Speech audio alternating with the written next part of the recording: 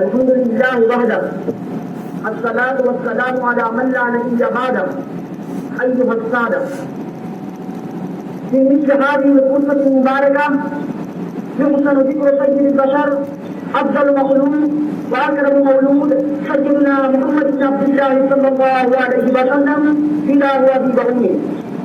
كان مولده بدعا لتغيير مجرى التاريخ وإصلاح الحياة وإخراج العباد من الظلمات إلى النور.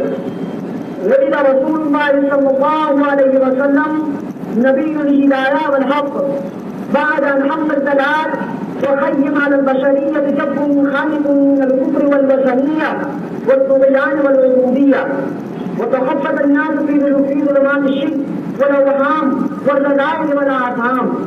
أيها الإخوة، ولد رسول الله صلى الله عليه وسلم فجر يوم الاثنين الثاني عشر من ربيع الأول عام الفيل بمكة، وسماه جده عبد المطلب محمدا وصور به سرورا بليغا.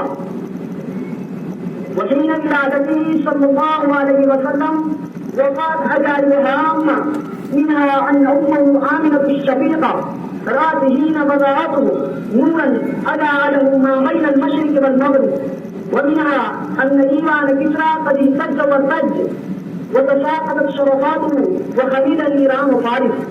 أيها الإخوة، بكرام ميلاد النبي صلى الله عليه وسلم عيد أكبر ليس للمسلمين بل للعالم أجمع، لأن النبي ولد رسول الإنسانية ومنقذ البشرية الذي عدا القرون من الحيرة والدلال وأخرج الناس من الظلمات إلى النور ودعا إلى الخير والسلام والعدالة والمساواة وأقام البعث الإنسانية الإيمانية والكرامة الحقيقية.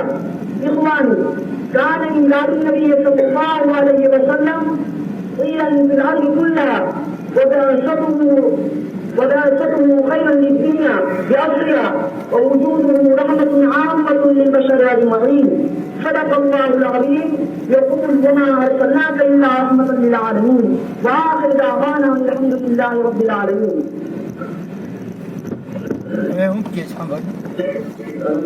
के बाद आपके सामने जामिया के छोटे से तालिम जो दफावत और निशानों के एतबार से तो छोटे मुसीबत के हैं, उनकी को दूसरे के एतबार से माशाअल्लाह बहुत बड़े हैं, वो नसीब हुआ रहे हैं और अपने ख्यालात